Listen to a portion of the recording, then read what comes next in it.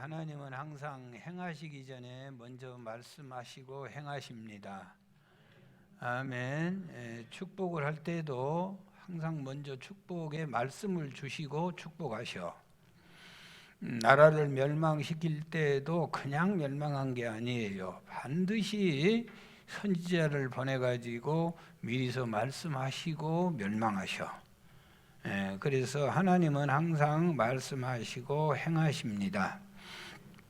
아멘. 그래서 이제 축복의 말씀이 내리면은 하나님이 나한테 이제 복 줄 때가 됐나 보다, 그렇게 믿으면 틀림없어요. 그래서 복 있는 사람은요, 복된 말씀이 잘 들려와. 똑같은 설교를 해도 어떤 사람은 복된 말씀은 안 들리고 꼭 아픈 말만 딱딱 받아가지고 가. 그 사람은 아픈 사람이에요. 그러니까 아픈 사람이야. 그래서 여러분, 하나님의 말씀 8월 달에 들어서는요, 우리 교회가 그간 정말로 목숨처럼 예배를 우리가 지켜왔잖아요. 그래서 하나님이 아주 복주기로 작정하시고 8월 달 계속해서 축복의 말씀을 주신 줄 믿습니다. 설교자들은 알아요. 내가 오늘 이 말씀 내 마음대로 전하는 게 아니에요. 이 준비했다가도 그냥 마음이 영 안 들어. 그러면은 다시 그냥 밤을 새워 새롭게 준비해. 그래야 마음이 평안한 거예요. 성령이 그거 아니다, 못하게 하면 못하는 거예요. 그건 우리 송 목사나 박세호 목사는 금방 알아먹더라고. 경험을 해보니까 알아. 하나님의 종으로 세웠는데 지 하고 잡은 얘기 하면 되겠어요? 하나님이 그걸 그냥 두시겠냐고요. 여러분, 그래서 지난 시간에는요, 복된 사람의 습관이 있다 설교했어요. 우리 박장님이 기도에도 이미 다 언급을 하셨어요. 복된 사람들의 습관, 첫째는 뭐라고요? 잘 모인다는 거예요. 잘 모이는 사람이 복을 받아요. 반드시 복 받습니다. 아멘. 자주 모이고 안 받고 모이고 그런 사람은 복 받아. 아멘. 여러분, 그 가뭄에 콩 나듯이 그렇게 교회에 와가지고 복 받은 사람 있으면 좀 데려와 보세요. 절대로 안 되는 거예요. 그건 말이 안 돼. 모이기에 힘쓰는 여러분 꼭 되셔서 복 받고 사시기 바래요. 모인다고 다 복을 받냐? 다 모이기만 하면 복 받냐? 그러지 않다는 거예요. 어떻게 해야 복을 받아요? 유다가 복을 받았는데 항상 헌신의 자리, 희생의 자리에 앞장을 서더라는 거예요. 세상은 어디에 서면 좋고 중간에 서면 좋다고 그래요. 그런데 세상도 중간에 서가지고는 별 볼 일 없는 거예요. 눈치 본다는 얘기지. 교회는요, 특별히 동아시 앞장서야 돼. 아멘. 앞장서야 돼. 앞장서. 이 유다가 항상 앞장섰어요. 위기가 다가와도 자기가 나서. 여러분, 사람이 무슨 자리에서 말을 한다고 하는 것은요, 책임을 져야 돼. 그래서 말을 잘 안 하려고 하는 거예요. 책임져야 돼. 그런데 유다가 항상 그런 책임진 자리에 자기가 나서는 거예요. 바보같이 손해봐야지, 자기의 목숨을 걸려야지. 그러니까 베냐민을 데리고 갈 때도 유다가 앞서는 거예요. 아버지 보내주세요. 내가 책임질게요. 또 베냐민을 가두어 버린다고 하니까 또 유다가 또 누구에게? 요셉에게 안 됩니다. 보내세요. 내가 이 감옥에 갇히겠습니다. 내 동생은 아버지의 생명과 결탁되어 있어요. 희생의 자리거든요, 항상. 그런데 하나님이 그런 자에게 복을 주셔. 아멘. 그래서 네 자손들이, 너는 사자 새끼다. 왕이, 그 후손들이 그래서 복을 받기 시작하는데 다윗이 나오고 솔로몬이 나오고 메시아가 왕족들로만 쭉 나오는 거예요. 그리고는 또 무슨 복을 줘요? 물질에 어마어마한 복을 줘가지고요, 아름다운 포도나무에 나귀 새끼를 맬 것이다. 그래서 주렁주렁 포도가 아무리 쏟아져도 상관없다는 거예요. 뿐만 아니라 포도주로 빨래를 할 것이다. 또 네 이는 항상 희게 될 것이다. 왜? 계속 우유를 몰고 사니까. 아멘. 요즘은요, 우리는 유다보다 더 복을 받았어. 우유는 먹기 싫어서 잘 안 먹어버려. 얼마나 복을 받았어. 여러분, 오늘은요, 옛사람을 벗고 새사람을 입자. 옛사람을 입고 있어가지고는 하나님이 복을 줄 수 없대요. 새사람을 입어야 복받고 살 줄 믿습니다. 새사람을 입은 것 자체가 복이에요. 새사람을 입은 것 자체가. 옛사람의 행위를 벗어버리고 새사람을 입으시기를 축원합니다. 밥 와이너 목사님이요, 현대 크리스찬들의 교회 멤버십과 헬스클럽의 멤버십을 혼동하지 말라고 부탁하고 있어요. 자, 보세요. 헬스클럽의 멤버십은 첫째는 가가지고 회비 내고, 그 다음에 회원되고, 그 다음에 회원증을 받아요. 그리고는 꼼꼼히 살펴 따져요. 뭘 따져요? 라운지에서 무료 음료는 주는지, 또 그 회원 중에 보기 싫은 인간은 있는지, 그런 거 따져봐. 또 환경은 좋은지, 청소는 잘 되어 있는지, DC 혜택은 얼마나 주는지, 또 그것을 다른 헬스클럽과 면밀히 비교를 해봐요. 그래서 저쪽이 혜택이 좋으면 부담 없이 옮겨간다는 거예요. 여러분, 그래서 항상 멤버십의 특전을 늘 머릿속에 염두하고 다니는 거예요. 그게 헬스클럽의 멤버십이라는 거예요. 밥 웨이너 목사님은 그런데 심지어 요즘 교인들도 교회의 멤버십을 헬스클럽의 멤버십처럼 생각하는 교우들이 많아지고 있다, 그렇게 말하고 있어요. 내가 교회에 출석하고 교회에 헌금했으니 나 교회 멤버가 되었다. 그렇다면 이제부터 교회가 나를 위해서 무엇을 해줘야 할 것인가를 교회는 살펴야 할 것이다. 소비자 멤버십으로 교회를 찾아온다. 왜 나를 기분 나쁘게 하냐? 내 입맛에 맞추어 주라. 그렇지 아니하면 나는 교회를 옮길 거야. 나를 제발 귀찮게 하지 마라. 여러분, 이런 식으로 교회를 출석하고 있는 교인이 날이 갈수록 많아지고 있다는 거예요. 다시 말하면 교인들이 소비자 마인드를 가지고 교회를 접근하고 있다고 하는 사실입니다. 우리 교회는 그런 분이 한 분도 없는 줄 믿습니다. 이런 소비자의 멤버십을 가진 교우들에게 교회가 무엇을 하는 것인지를 전혀 모르는 사람들인 거예요. 교회의 멤버십은요, 소비자 멤버십이 아니에요. 착각하면 큰일 납니다. 마태복음 18장에 보니까 교회의 멤버십에 대해서 말씀하고 있는데, 교회의 멤버십은 따라서 하세요. 빚진 자. 교회의 멤버십은 얼마나 빚을 졌냐? 도저히 빚을 갚을 수 없는 빚을 졌다는 거예요. 평생 갚아도 빚진 자 되어 전혀 갚을 수 없다는 거예요.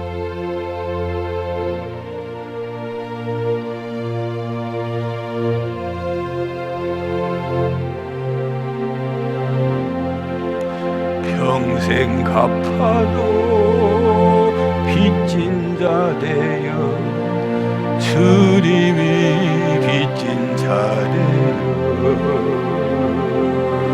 주님 가신 길 택하였건만 눈물만 솟구치네. 주님 주시니 생명이시라, 능력 주시니 주님이시라. 말씀 전하여 복음 전하여 주님의 빛을 갚으리.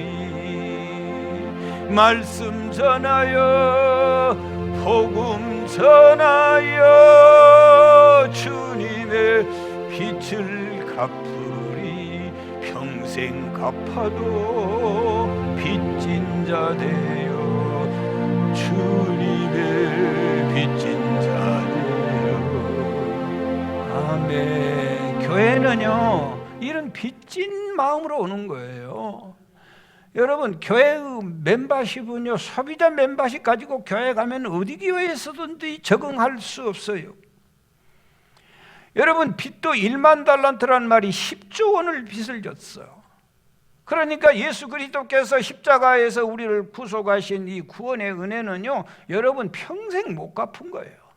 내가 지옥에 가가지고 고통당하고 이미 흙먼지로 변해야될 무가치하고 쓸모없는 나를 예수 그리스도께서 십자가에 대신 달려돌아가 죽어주심으로 영원한 생명을 누리게 됐는데 이보다 더 위대한 빛이 어디에 있냐는 거예요. 구원이 없는 사람, 예수 그리스도를 전혀 모르는 사람은 교회에 와가지고 소비자 멤버십을 가지고 나를 왜 이렇게 대하는 거예요 지금? 이게 소망 없는 인간들이요. 평생 갚아도 빚진 자 돼요. 주님의 빚진 자 돼요. 우리가 예배 드리고 이거 그 크고 위대하신 하나님의 그 10조 원 이상 되는 것, 내 평생, 내 가족, 내 자녀 다 해도 갚을 수 없는 이 은혜를 입었으니 그 빚진 자 된 심령으로 주님 앞에 나와서 예배하는 거예요. 아멘. 여러분, 에베소서는요 교회론이에요. 에베소서는 6장으로 되어 있는데 1장은요 내가 선택한 거 아니고 하나님이 창세전에 나를 선택했습니다. 그게 에베소 1장이에요. 요한복음 15장 16절 같이 보시겠어요? 너희가 나를 택한 것이 아니요 내가 너희를 택하여, 너희가 나를 택한 것이 아니다. 내가 너희를 택하여 세웠나니 이는 너희로 가서 열매를 맺게 하고 또 너희 열매가 항상 있게 하여 내 이름으로 아버지께 무엇을 구하든지 다 받게 하려 함이라. 하나님은요 교회를 계획하시고 교회를 설계하셨어요. 교회는요 하나님이 세워주셨어요. 교회의 문제가 아무리 많아도 교회는 하나님의 집이에요. 교회는 주님의 몸이고 교회는 결국은 천국의 모델하우스예요. 교회는 살인자들이 모이는 도피성이에요. 교회는요 물에 빠져 죽어갈 수많은 사람들이 구원받을 노아의 방주일 뿐이에요. 아멘. 칼빈 선생님은요 하나님을 아버지로 섬기는 자는 교회를 어머니로 섬겨야 한다 그랬어요. 시작.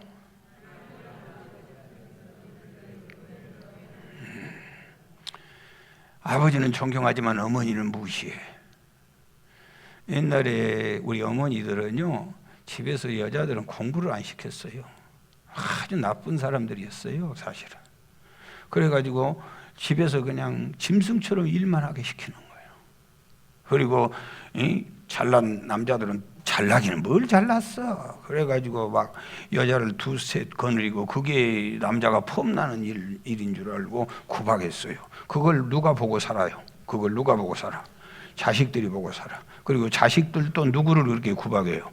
지 엄마를 그렇게 구박하는 거예요. 못된 짓을 했지요. 그래서요 엄마가 뭐라고 해요? 엄마가 지 애비가 사람 취급 안 하니까 새끼들도 따라서 나를 무시한다고 그래. 그 소리 듣고 살았어요? 안 듣고 살았어요? 나는 그 소리 들어보고 살았어. 뭐 지그 집 들으면 거룩한 척하고.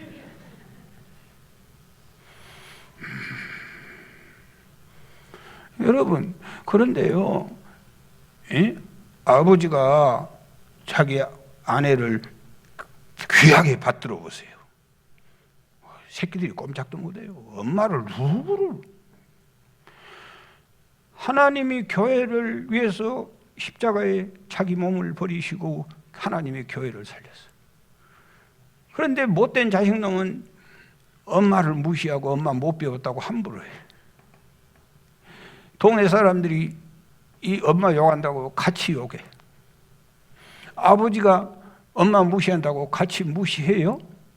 여러분 그것은요 아버지를 못 오가는 처사예요 사실은. 하나님은 나는 잘 섬기고 나는 예수는 잘 믿습니다. 그러나 이 지역교회 세상 교회는 안 갑니다. 교회는 필요 없습니다. 이게 말이나 될 법한 소리입니까? 교회는 누가 세웠는데? 성경에 보니까 고린도, 빌립보, 에베소, 데살로니가 전서 누가 교회 세웠는데? 지교회를 누가 세웠는데? 그 교회들은 그 당시에 문제가 없었나요? 고린도 교회는 문제 없는 교회였나요? 그러지 않아요. 어쩌면 현대 교회보다 더 많은 문제들을 안고 있었어요. 그럼에도 불구하고 하나님은 그 교회를 통하여 위대한 일들을 계속해서 해가는 거예요. 할렐루야. 여러분, 교회는요, 우리가 교회를 택하는 거 아니에요. 착각하지 마세요.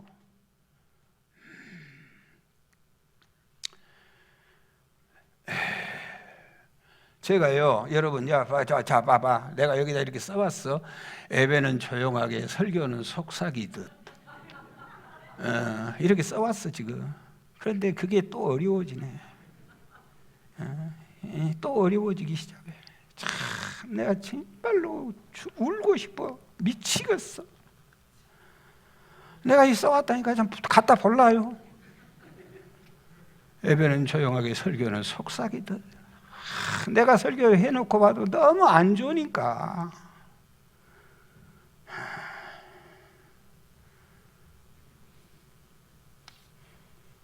시작하면 그러기 시작 안 해. 그러기란 말도 하기도 싫어 이제.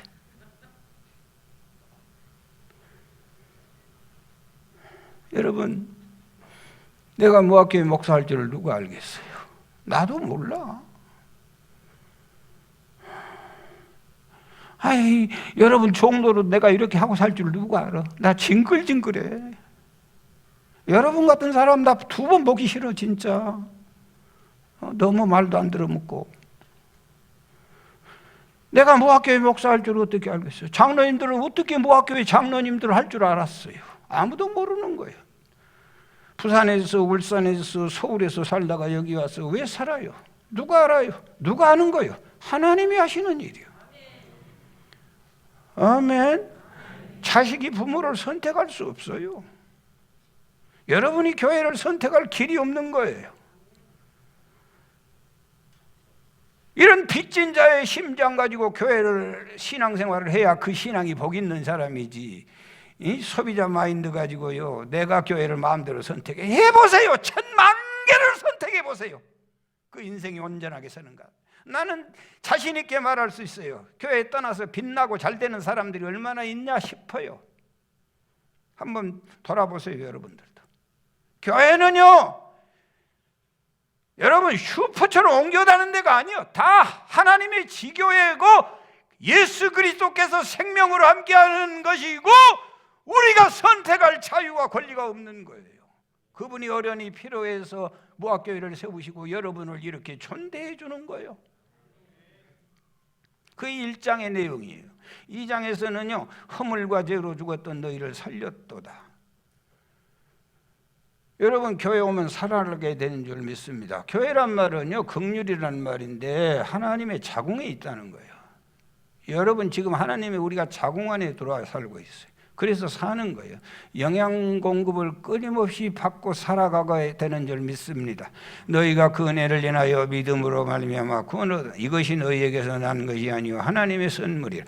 행위에서 난 것이 아닌 이는 누구든지 자랑하지 못하게 하려 함이니라. 아멘. 구원받은 하나님의 백성, 은혜로 선물로. 3장에 가서는요, 여러분, 하나님 구원받은 하나님의 백성은 하나님의 자녀가 되고 하나님의 권속이 되고 하나님의 상속자가 된다는 거예요. 4장에 가면은요, 그 사람을 가만히 두지 않아. 옛사람, 더러운 사람, 세상적인 사람을 벗겨버리고 새 사람 만들어주는 줄 믿습니다. 그 다음에 5장, 6장에 보면은요, 새 사람이 된 사람은 가정생활, 직장생활, 사회생활을 어떻게 할 것인가를 말하고 있어요. 5장, 6장에 가서 보면. 그런데 우리 인간의 힘으로 새 사람 살 수 없어요. 우리가 약해서. 그래서 하나님께서 우리에게 전신갑주를 입혀주신대요. 진리의 허리띠를 띠고 의의 호신경을 붙이고 평안의 복음의 신발을 신게 하고 믿음의 방패를 들고 구원의 투구를 쓰고 성령의 검 하나님의 말씀을 들게 해주시는 거예요. 오늘 그래서 가장 중요한 4장 한 중심, 여러분 가장 중요한 새 사람의 복에서 오늘 말씀을 드리려고 그래요. 자, 17절부터 22절까지는요 우리 성도들의 옛사람의 모습을 보여주고 있고 25절에서 32절까지는요 새 사람의 변화된 모습, 새 사람이 어떻게 변화되는가를 우리에게 가르쳐주고 있어요. 여러분, 옛사람과 새 사람이 구분되는 것은요 아주 간단해요. 옛사람은요 따라서 하세요. 자아중심적인 사람. 자기중심은 사람은 아직도 옛사람을 사는 거예요. 옛사람을 살고 있으면은요, 복된 사람이 될 수가 없어요. 새 사람이 되시기 바라요. 새 사람은 하나님 중심, 이웃 중심의 사람을 말하고 있어요. 이 놀라운 사실은 초대교부였던, 오늘도 아침 식사하면서 아내하고 그런 얘기를 나누었는데, 이 어거스틴은요, 지금으로부터 1500년 전의 사람인데 어떻게 이 사람은 이런 사실을 알았던가? 어거스틴은요, 그 어머니가 모니카 여사예요. 이 어머니가요, 아이가 어떻게 방탕해가지고 이단에 빠져있지, 음란하고 방탕해서 17살에 이 애를 낳아가지고 데려왔다 하잖아요. 이 못된 망랑이. 그러나 그 어머니, 모니카 어머니가 재단에서 기도하는 거예요. 계속해서 아들 돌아오게 해달라고. 얼마나 간절하게 기도했던지 암브로시우스 목사님이 이 기도하는 권사님의 등을 치시면서 낙심하지 마세요. 기도하는 자식은 망하는 법이 없답니다. 그 말 듣고 기도했는데 기도한 지 18년 만에 이 아들이 돌아와서 성 어거스틴이 됐어요. 모든 신학의 모든 것을 집대성했다가 신학의 저수지라고 그래. 다 받아들인 사람. 그런데 세상에 그 사람은요, 어떻게 이런 사실을 깨달았던지 몰라. 어거스틴은요, 사랑을 두 가지로 얘기하는데 라틴 말로 쿠피드다스라고 하는 사랑을 말하고 있는데, 이 사랑을 탐욕적인 사랑이라고 말해요. 어거스틴은요, 여러분, 옛사람을 표현할 때 쿠피드다스라고 하는 표현을 쓰고 있어요. 여러분, 너무너무나 중요한 이 얘기는 한마디 꼭 가슴속에 간직하고 살아가야 할 것입니다. 자, 정신을 집중하시고, 자, 이 한 말씀, 여러분, 우리가 사랑한다고 하지만은 사실은 사랑하는 것이 아니고 사용하고 있을 뿐이다. 시작. 사랑한다고 말하지만은 실질적으로 사용하고 있다. 잘 들어보세요. 남편이 아내를 엄청 사랑한다고 말해. 남편이 아내를 사랑해요, 안 사랑해요? 엄청 사랑한다고 말하지만은 깊게 들어가 보면 사랑하는 것이 아니고 사용하고 있더라는 거예요. 아내를 사용하고 있더라는 거예요. 뭐로? 쾌락의 도구로. 뭐로? 편리를 제공하는 도구로. 뭐로? 기쁨의 도구로, 위로의 도구로, 자식을 번성하는 도구로 아내를 사용하고 있더라는 거예요. 그러면 반대로 아내도 남편을 사랑하는 것이 아니고 사용하고 있더라는 거예요. 뭐로? 경제의 도구로, 쾌락의 도구로, 나의 보디가드로 또 사용하고 있더라는 거예요. 모든 사람, 옛사람은 전부 다 사람을 사랑한 게 아니고 사용하고 있더라는 거예요. 이게 자중심적인 사람의 모습이에요.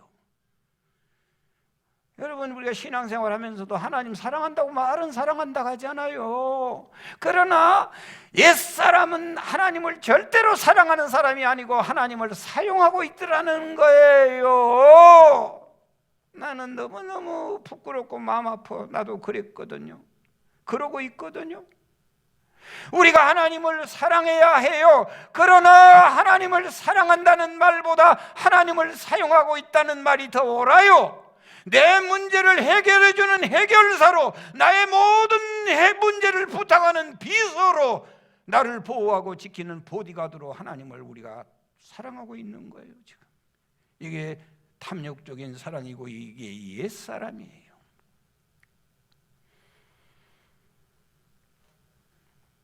여러분,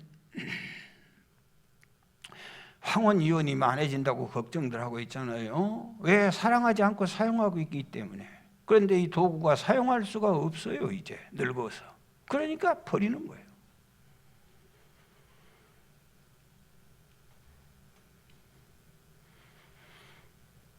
자중심적인 신앙생활, 옛사람을 가지고 있는 사람은 다 이렇게 사용만 하려고 그래.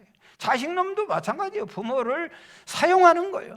부모도 마찬가지예요. 그런데 모든 인간관계가 깨어지지 않을 수 없어요. 어거스틴이 또 하나의 사랑을 말하고 있는데, 이 사랑은 하나님의 사랑을 말하고 있어요. 이 사랑은요, 라틴 말로 카티다스, 카리다스.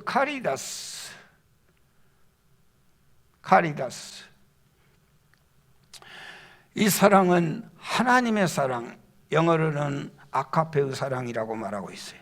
내가 누구를 사용하기 위해서 사랑하는 것이 아니라 내가 누구에게 써주세요, 나를 써주세요, 사용하려고 하는 것이 아니라 나를 사용해 주시기를 원하는 이 카리다스의 이 사랑. 여러분, 이 사랑이 자아중심적인 사랑이 아니고 이웃중심의 사랑, 하나님 중심의 사랑인 줄 믿습니다. 아멘. 자, 17절. 자, 정신 차리라고 하는 소리요. 17절 시작. 그러므로 내가 이것을 말하며 주 안에서 증언하노니 이제부터 너희는 이방인이 그 마음에 허망한 것으로 행한 같이 행하지 말라. 옛사람의 특징은요, 허망한 것을 행하고 살아요. 자아중심적인 신앙의 삶은요, 아주 허망한 것을. 허망해. 자, 여러분, 허망해. 60살, 70살 먹어 갈수록 허망한 거예요. 내가 도대체 뭐하고 산지를 모르겠어. 허망한 거예요. 자아중심적인 사람은요, 이렇게 허망한 것이야. 허망해. 뭐 됐는지 몰라. 왜 사는지도 몰라. 허망해. 허망한 사람은 말씀을 잘 들으시기 바래요. 여러분, 자 보세요. 자아중심. 그래서요, 돈도 벌었겠다. 여기 봐봐. 뭐 하여튼 이렇게 멋지게 설교를 못 하겠어. 촌스럽게 할 수밖에 없어. 촌스럽게. 아이고, 촌스럽게 해야 어떻게 정신 차리지. 멋지게 하면은 뭐 잠자는 시간인 줄 안가 봐. 자, 봐보세요. 내가 돈도 벌고 먹고 살만하게 됐단 말이지. 그래가지고 알파수산에 가가지고 10만 원 아치를 먹어버려. 혼자. 10만 원 아주 고급스러운 식사를 하는 거예요. 잘 보세요. 10만 원씩 딱 혼자 먹었어. 그러고 나오면서 아따 보람 있다. 그런 사람 봤어요? 뭔 소리 한번 해봐. 그러면 그 보람이 있을 수 없어요. 자 보세요. 아이고, 나는 이번에 돈도 있겠다 그래서 백화점에 가가지고 200만 원짜리 코트를 하나 입었어. 신세계에 가가지고. 얼마나 부자인가. 200만 원 해도 놀래도 안 해. 그러면 500만 원짜리 입었다. 그거 입고 나오면서 이야, 참 인생 보람 있네. 그런 사람 봤어요? 절대로 그런 소리 할 수가 허무한 거예요. 그거 사봤자. 인생의 보람이라고 하는 거 어디서 찾을 수 있냐? 뭔가 남을 대접하고 나를 통하여 뭔가 기쁨을 얻을 때, 나를 통하여 뭔가 옆 사람이 힘을 얻을 때 나에게 보람이 있는 거예요.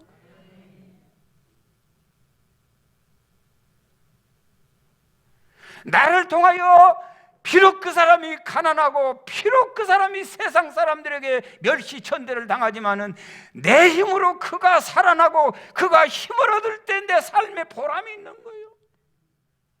자기 중심의 삶, 나만 잘 먹고 나만 배부르고 나만 멋져진다고 그 인생이 보람을 찾을 수가 없는 거예요.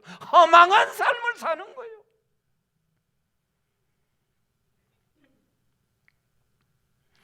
여러분, 유명한 헬렌 켈러 여사 있잖아요. 그 선생님이 셀레반이라는 선생님인데 48년 동안 눈도 입도 귀도 막혀버린 사람을 48년 동안을 한 여인 헬렌 켈러를 위해서 희생하고 헌신하고 봉사했어요. 누가 셀레반보다 인생 헛살았다고 말할 사람이 있습니까? 필라델피아 템플 대학에서 헬렌 켈러가 박사학위를 받을 때 학교에서는 셀레반에게도 같은 학위를 수여한 거예요. 누군가를 위해서 산다고 하는 거.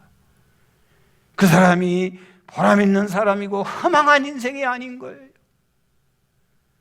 자기중심적인 삶은요, 여러분, 부부 생활도 마찬가지요. 왜 살면서 인간이 그렇게 허탈합니까? 자기밖에는 모르고 사니까 살아갈수록 허무한 거예요. 옛사람은요, 18절 보십시다. 그들의 총명이 어두워지고 그들 가운데 있는 무지함과 그들의 마음이 굳어짐으로 말미암아 하나님의 생명에서, 무서운 말씀은 옛사람은 하나님의 생명에서 떠나 있는 삶이에요. 여러분, 이 성경을, 현대인의 성경은 이렇게 기록하고 있어요. 그들은 깨닫는 마음이 어두움과 무지와 고집 때문에 하나님이 주시는 생명을 얻지 못합니다. 다시 말하면은요, 옛사람은요, 마음이 단단해. 마음이 어둡고 무지해. 옛사람은 마음이 굳어져 있어요. 마음이 굳어진 사람은 특징이 여기 봐보세요. 배우려고 하지 않아. 아무 관심 없습니다. 오늘도 앉아있지만은 아무런 관심이 없어. 그러고서 한 가지 관심은 있어요. 무슨 관심이요? 끝내세요. 그 관심 말고 또 있나요?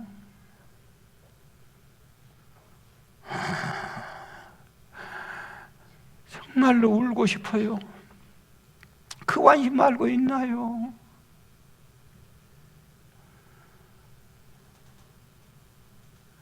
배우려 하지 않아요? 무슨 예배를 드려도 은혜 받지 못해요. 영적인 예민함이 없어요.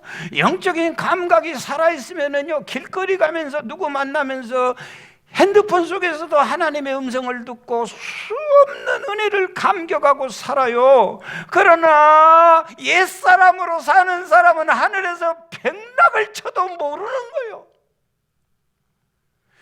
더불어 사는 공감 능력이 없어요. 이웃과 더불어 사는 능력이 없어요. 저 목사의 아픔을 전혀 모르는 거예요. 옆 사람에 대해서 공감 능력이 떨어져 내 아내가 지금 어떤 마음이 있는지 전혀 모르고 사는 거예요. 왜? 마음이 돌처럼 굳어있기 때문에 그러는 거예요. 여러분, 콘크리트 바닥에 수박씨 뿌리면 뭐 단다요? 콘크리트 바닥에 참외씨를 뿌리면 뭐 하겠어요? 봄에 뿌리면 뭐 단다요? 가을에 뿌리면 뭐 단다요? 아무 의미 없어요. 무섭고 놀라운 것은 오늘 설교를 들으면서도 전혀 무슨 소린지를 모르고 간다는 거예요. 이것처럼 무서운 일이 어디 있어요? 마음이 돌처럼 굳어 있어요. 옛사람의 모습. 여러분, 차력이 부드러울 때는요, 모든 걸 조용할 수 있어요. 새도 만들고 마음대로 만들어갈 수 있어. 그러나 이게 굳어지면 아무것도 할 수 없어요. 옛사람은 마음이 돌처럼 굳어있는 사람이에요. 여러분에게 그리스도의 형상을 조용하고 싶지만은 아무것도 못하는 거예요. 몇 년 동안 못하고 계실까요? 10년 넘도록, 20년 넘도록. 그래서 아무런 열매도 기대할 수 없는 거예요.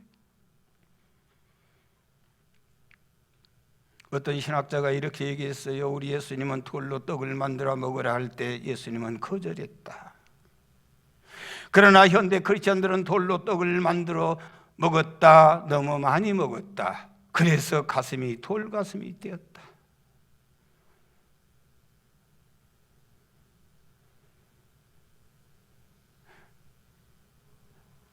공감 능력이 없어요. 울 줄도 몰라요. 웃을 줄도 몰라요. 아픈 줄도 몰라요. 오직 자기밖에는 몰라. 이게 옛사람이에요. 여러분, 다시 말합니다. 하나님의 생명하고는 상관없는 삶을 사는 거예요. 돌가슴이 되었어요. 돌 같은 내 마음 곧 녹여 주소서. 주의 은혜로 대속받아서 비와 같이 붉은 죄 눈같이 이겠네. 돌 같은 내 마음 곧 녹여 주소서. 돌 같은 내 마음 곧 녹여 주소서. 돌 같은 내 마음 곧 녹여 주소서. 돌 같은 내 마음, 벽시 한 말을 뿌리면 못한다요. 고구마를 심은들 뭐하겠어요? 돌 같은 내 마음 건너겨 주소서.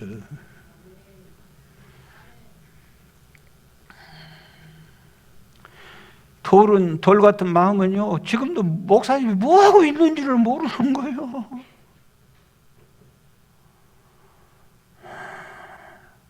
이보다 더 불행한 일이 어디 있겠어요?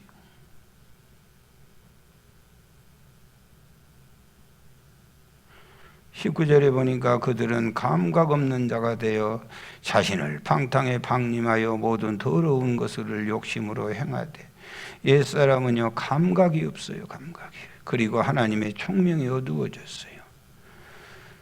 여러분, 부끄러워할 것을 부끄러워하지 않고 부끄러워하지 않을 것을 부끄러워하는 사람이 되어가는 거예요. 이런 걸 우리가 부끄럽게 생각해야 돼요. 여러분, 이웃에게 그리스도의 사랑을 실천하지 못하고 사는 것, 빚진 자로서 남을 돕지 못하고 사는 거, 이거 정말로 부끄러운 일이거든요. 나만 잘 먹고 잘 입고 허망하다 그러지 말고 보람 있는 삶을 해야죠. 돕고 살아야죠. 그런데 그걸 못하고 사는 거, 이거 정말로 부끄러운 일이죠. 또 하나님의 형상이 살아있지 않는 것, 나를 보면 수많은 사람들이 하나님이 보여야 되잖아요. 저 목사님 보면 하나님이 보이네. 저 장로님 신앙생활한 것 보면 하나님이 보여. 코로나 속에서도 하나님이 진짜 살아있어. 저 예배하는 것 봐봐. 우리는 하나님을 보여줘야 돼.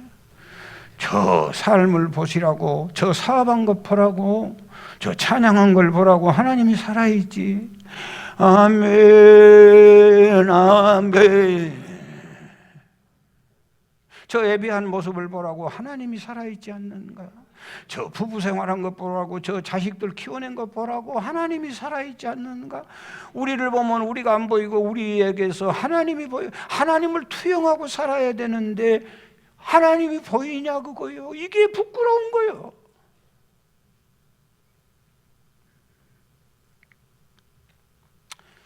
그런데 부끄러우지 않을 것을 부끄러워해요. 여러분, 가난한 것이 부끄러운 거 아닙니다. 그런데 그거 부끄럽게 생각해요. 가난한 게 왜 부끄러워요? 양심대로 살고 선하게 살고 착하게 살았으면 그건 영광이요. 불의의 재물을 탐하는 것보다 의를 지키기 위해서 깨끗하고 거룩하게 살았다면 그보다 더 영광스러운 자랑거리예요. 아멘. 그게 왜 부끄러워요? 병든 것이 부끄러운 거 아니에요. 왜 부끄럽게 생각해요? 병 안 들 사람 누가 있어요?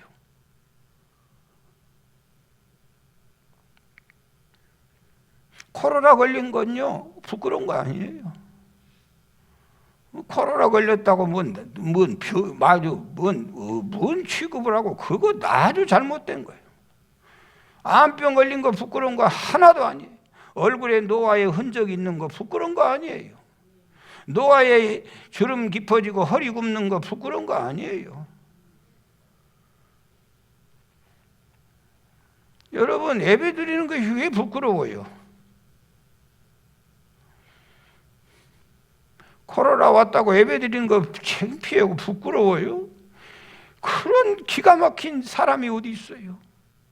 하나님 앞에 예배하는 것이 부끄러워요? 어떤 상황에서도, 어떤 자리에서도 절대로 부끄러운 거 아니에요.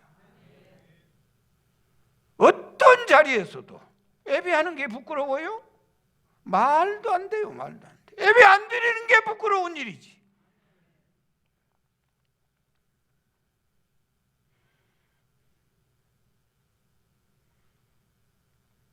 감각이 없어졌어요. 부끄러운 것이 뭔지, 부끄러우지 않는 것이 뭔지. 그리고는요, 방탕에 방림한다는 말은 포기했다는 거예요. 포기했어요. 이게 무서운 거예요. 거룩해 보려고 아예 생각 자체를 안 해. 의롭게 살아보고 하나님 말씀대로, 그래 목사님 말씀대로 한번 해봐야지, 이런 의욕 자체가 없어져 버린 거예요. 나 책임 못 져요. 하나님의 생명에서 떠나 있도다. 20절에 오직 너희는 그리스도를 그같이 배우지 아니하였느니라. 안 배워. 옛사람은 그리스도를 배우려고 하는 의지가 전혀 없어요. 배부르고 등 따스면 만족해. 이게 하나님의 사람입니까? 세상 사람하고 뭐가 다릅니까? 자, 그렇다면 새 사람은 어떤 사람일까요? 어거스틴이 말하는 카리타스, 자기중심적인 사랑이 아니라 이웃중심, 하나님의 중심의 사람이 새 사람이라는 거예요. 이기주의가 아니고 이타주의를 말해요. 자아중심적인 삶에서 하나님의 중심으로 바뀌어지는 거예요. 그 내용이 25절에서 32절까지 기록되어 있어요. 자, 보세요. 옛사람은 거짓말을 했다면은 새 사람은 참말을 말하는 거예요. 아멘. 여러분, 이웃에게 속여 먹지 말라는 거예요. 그 다음에 분을 내어도 해가 지도록 분을 품지 말라. 누구를 위해서? 이웃을 위해서. 여러분, 분을 품고 밤새도록 분을 품으면 폭발해요. 그 다음날 온갖 공상을 다 생각하고 온갖 전에 있었던 나쁜 추억까지 다 끄집어내가지고 폭발해. 그래서 이웃을 죽여버리는 거예요. 그러므로 하나님께서 우리에게 가르쳐준 교훈은 분을 내어도 해가 지도록 분을 품지 말라. 제가 주일학교 다닐 때 홍선아 장로님, 이웃집 순이 우리 엄마 보고 할매라고 불렀다. 그 노래 알아요? 몰라요? 몰라? 저는 주일학교 때 이 노래를 그렇게 잘 불렀어요. 그런데 지금 생각하니까 이 노래가 아주 망할 놈의 노래였어요. 내가 철들어 보니까 지금 같으면 당장에 중단시킬 노래인데 지금도 인터넷에 뒤져보니까 이 노래가 살아있어. 이웃집 순이 우리 엄마 보고 할매라고 불렀다. 그 다음에 장말자 사모님이 한번 불러주세요. 좀 돕는.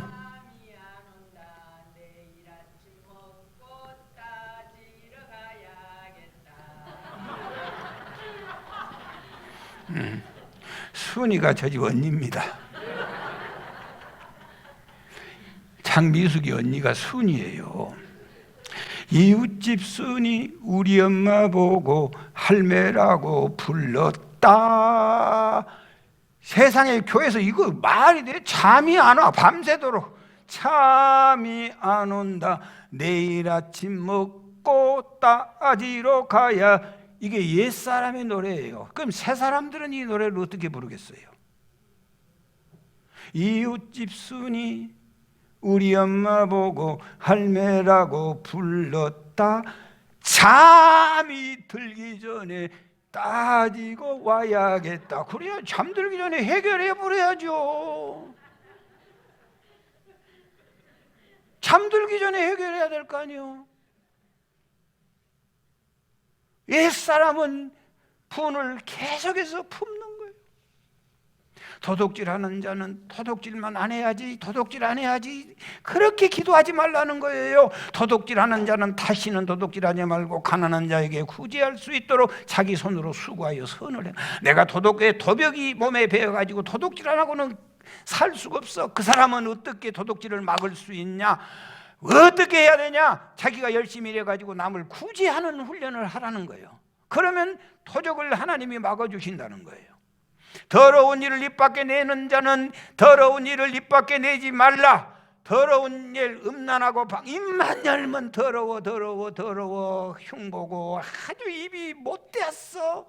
그런 사람 입만 열면 혈기가 쏟아져 나오고 입만 열면 헐뜯고 입만 열면 문제되는 사람, 그걸 잡으려고 고치려고 그렇게도 안 되더라는 거예요. 그런 사람에게 새 사람이 되는 방법이 있는데 선한 말을 하라. 은혜를 끼치는 찬송을 불러라. 모든 악독과 노함과 분냄과 떠드는 것과 비방하는 것을 버려라. 그것 버려. 악독, 분냄 이런 건 나 비방 안 할게요 해도 버리지 못해. 그런데 그 사람에게 하나님이 주는 메시지는 친절하게 해라. 불쌍히 여겨라. 서로 용서하기를 하나님같이 하라. 이렇게 그것만 안 하려고 하지 말고 이 아름다운 선한 삶을, 새 사람에 되는 삶을 살라는 거예요. 그러면 옛사람의 삶을 벗어날 수 있다는 거예요. 그게 방법이에요. 할렐루야. 어떤 사람이 교회에 다니고 싶은데 꼭 이런 얘기 합니다. 저한테도 나는 많이 들었어요. 교회 다니는 거 좋은 줄 알지요. 그러나 술, 담배 정리하고 교회 다닐랍니다. 여러분도 그 소리 많이 들어봤지요. 술, 담배 끊고 교회 올랍니다. 예? 그렇게 말하는 사람들이 많이 있어요. 그러면 저는 그런 사람에게 꼭 이렇게 말해요. 교회 다니면서도 술, 담배 한 사람이 상당히 많습니다. 원래 술, 담배 하는 사람들 교회 안에 있어요. 여러분, 그런데요, 이 술, 담배 하는 사람들이요, 저는 걱정 안 해요. 예수 제대로 믿으면 이건 자연스럽게 해결되게 되어 있는 거예요. 집에서 우리 술 끊어주라고 담배 끊어요. 그렇게 되는 게 아니에요. 교회는요, 금주학교예요. 교회는 금연학교예요. 교회 오면은요, 교회 와서 술, 담배 정리한 사람이 어디 한두 사람입니까? 방탕하고 음란했던 사람이 정결하게 된 사람이 교회 안에 한두 사람입니까?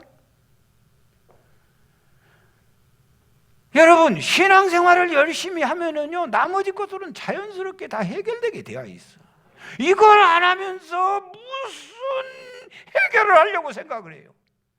평생 어둠 속에서 헤어나올 수 없는 거예요. 옛날 성서조선이라고 김교신 선생님이 계신데 이분은요, 이 부분을 아주 명쾌하게 설명을 했어요. 무슨 얘기냐면은요, 여러분 상처 나가지고 다치면 잠시 후에 뭐가 생기기 시작해요? 상처 후에 딱지가 붙지요. 그런데 애기들은 건지럽고 그러니까 딱지를 어떻게 해요? 뜯어내요. 그러면 또 뭐가 생겨요? 또 딱지가 생겨요. 계속. 그럼 나아요? 안 나아요?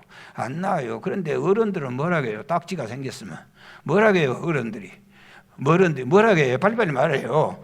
딱지를 뜯지 말고 가만히 두어라 그래. 그래서 가만히 두어요. 그러면 딱지 저 혼자서 떨어져. 그러면 이미 속살이 차 있어요? 안 차 있어요? 그래서 깨끗하게 해결되는 거예요. 우리 새 사람도 마찬가지예요. 새 사람도. 우리는 옛 사람을 벗어버리려고 노력할 필요 없이 우리가 속 사람, 새 사람을 채우면은 옛 사람은 자연스럽게 벗어지게 되어 있다는 거예요.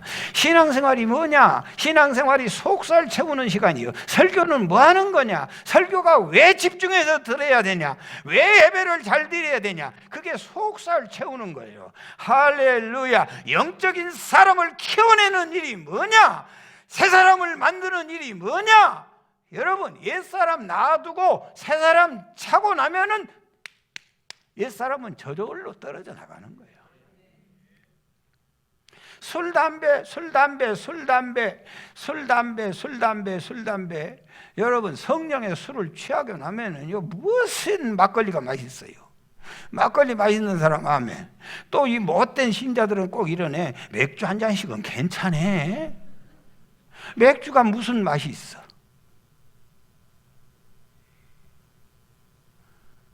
소주가 무슨 맛이 있어? 섞어 먹으면 맛있단 게?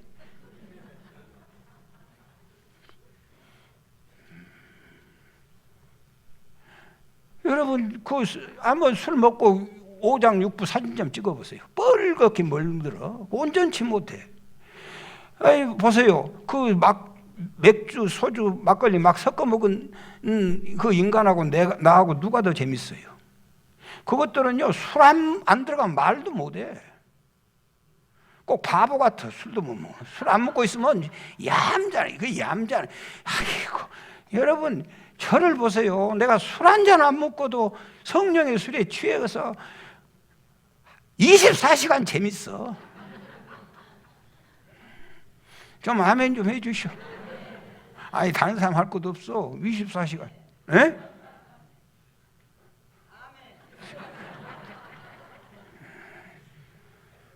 아이, 성령의 술에 취했는데 그걸 뭔 그 썩은 막걸리가 좋아?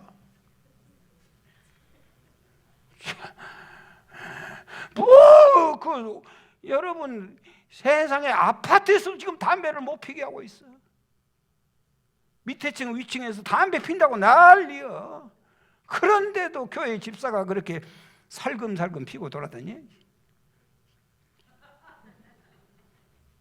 성령 충만 예배하고 남 찬송할 때 그래서 찬송 부르는 거예요. 그게 내 속살을 채우는 거예요. 남 좋을 때 정신 차리고 설교를 듣는 거예요. 그게 내 속살을 채우는 거예요. 그러면 옛 못된 그 육신적인 그 딱지가, 옛사람의 딱지가 하나하나 떨어져 나가는 거예요.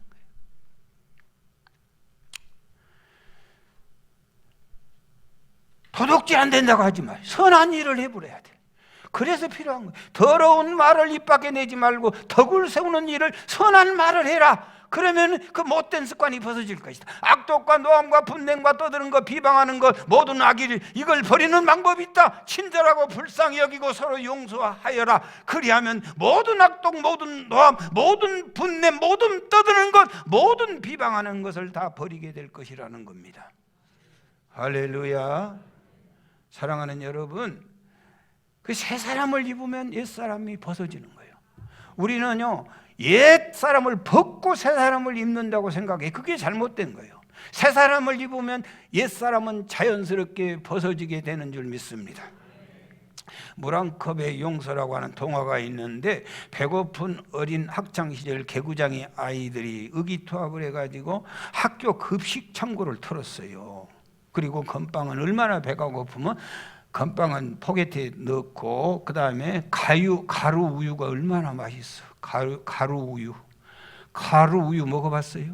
가루 우유를 먹는데 그것도 친구는 몇 명 들어가지고 학교 급식실에 가가지고 훔쳐 먹었어. 훔쳐 먹는 우유가 얼마나 맛있어.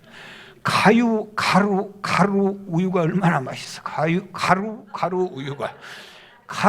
우유가 얼마나 맛있어. 그래서 막 서로 고개를 쳐박고 막 먹는 거예요. 얼굴이 다 하얗게 되는데, 그러다가 가루 우유를 훔쳐 먹으면 뭐가 나와요? 기침 나오지. 기침 해봤구만. 기침 나오지. 그래서 막 하는데 지나가던 선생님이 듣고 창고문을 여는 거예요. 딱 걸렸어. 이리 와. 어디로 가자는 거예요?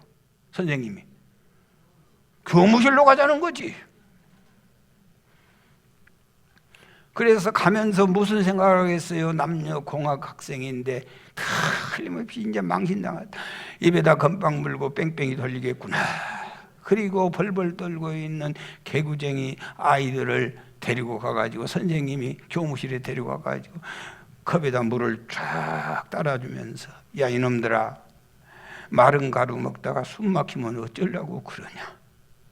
그러면서 물을 따라주면서 등을 두드리면서 얼마나 배고프냐.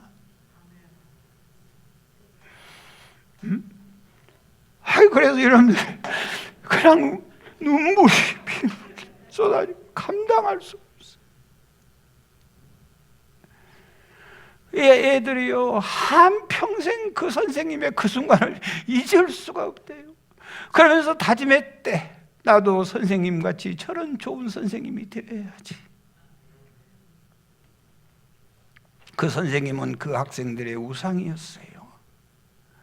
그 선생님에게 학생들은 그 후로 복덩어리였어. 어떤 자리에서 무슨 말을 하든지 선생님의 말씀에는 얘들이 천폭적으로 순종을 보내주는 거예요.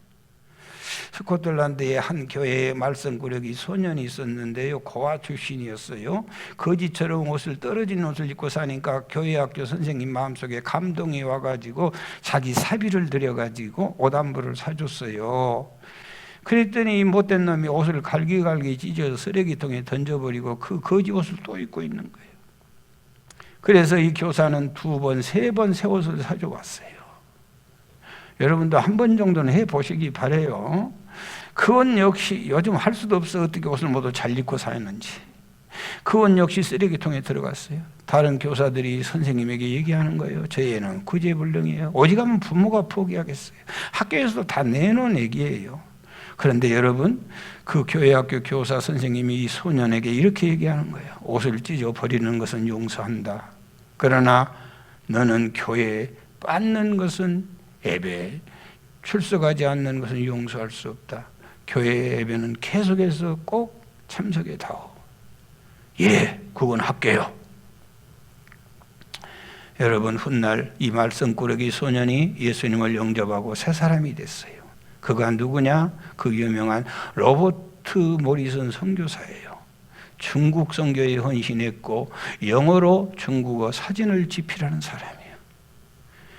오늘 우리에게 옛사람의 모습이 있다고 낙심하지 말고 끊임없이 그에게 하나님의 그리스도의 생명만 풀어놓을 수 있다면 어느 순간에 그 옛 모습은 다 벗어버리고 그리스도의 사람으로 거듭나게 될 줄 믿습니다.